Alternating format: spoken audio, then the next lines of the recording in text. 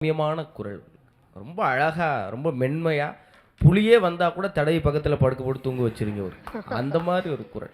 ஆனா பேச்சாளர்களுக்கு ரெண்டும் வேணும்.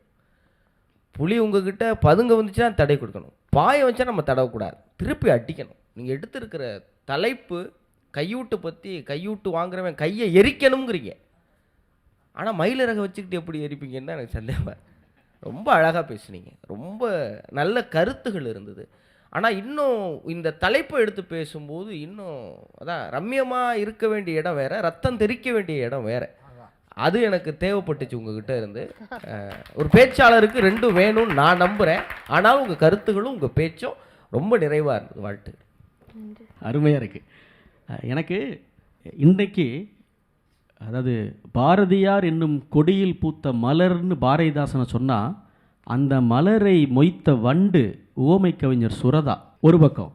இன்னொரு பக்கம் உங்கள் குரல், நான் என்னுடைய இளமைக்காலம் முழுக்க கேட்டு கேட்டு வளர்ந்த ஒரு பேச்சாளருடைய குரலை நினைவுபடுத்தினது. இளம்பிறை மணிமாறன் அப்படின்னு ஒரு சொற்பொழிவாளர் இருக்கார் எங்கள் ஊரில், ஒரு அம்மா இருக்காங்க. அவங்களுடைய பேச்சுக்கு நான் எந்த அளவுக்கு ரசிகன் என்றால், என் இளைய மகளுக்கு அவங்களோட பேரை தான் வச்சுருக்கேன், இளம்பிறைன்னு. உங்களுடைய குரலில் எனக்கு அந்த அம்மாவுடைய அந்த சாயல் இருந்தது. ரொம்ப சிறப்பான பேச்சு. நீங்கள் திட்டமிட்ட ஒரு பேச்சை, உங்களுடைய மொழி அழகு ரொம்ப பிரமாதமாக இருக்குது.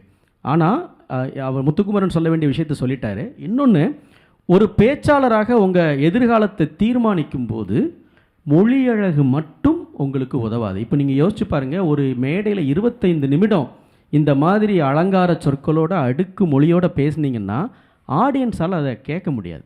ஏன்னா அதை பேச்சு என்பது முதன்மையாக கருத்து தானே.